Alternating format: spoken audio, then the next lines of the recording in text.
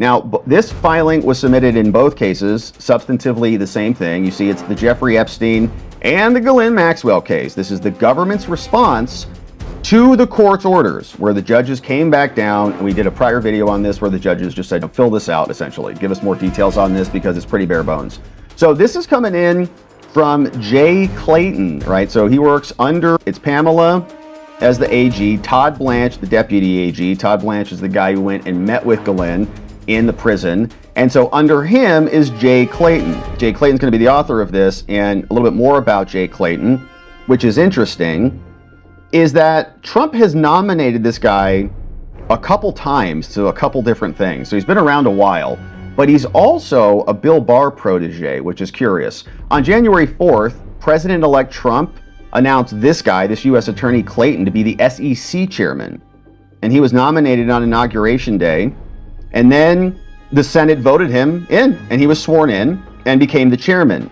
Then after the SEC, he went out and worked at the Apollo Global Management Board, lead independent director on the board. So he's like a finance guy, right? SEC, finance guy.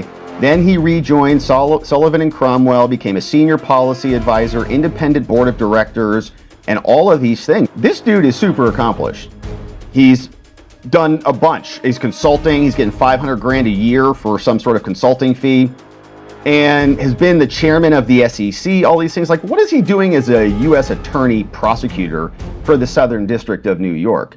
Oh, it's the Southern District of New York, baby. That's Wall Street. You know how much money's there? You know how much power this dude and leverage this dude has based on his connections with Apollo Global Management and all these things? So in March, Clayton joined as an independent member of a board, and then this last was selected on November 14, 2024 by Trump to be the U.S. attorney for the Southern District of New York. So he came in, and prior to that, so he's a finance dude. Now, prior to that, on June 19, 2020, so nearing the end of Trump's term, Biden's about to come in, Attorney General Bill Barr, you remember him, who said Epstein killed himself like 5 minutes after it happened, saying that Trump would nominate Clayton to replace Jeffrey Berman. Okay, there was another U.S. attorney there, this guy, and he was fired/resigned. Remember, after Epstein died, about a year went by, and then Bill Barr came out and said, Jeffrey Berman is no longer here leading this district. And what?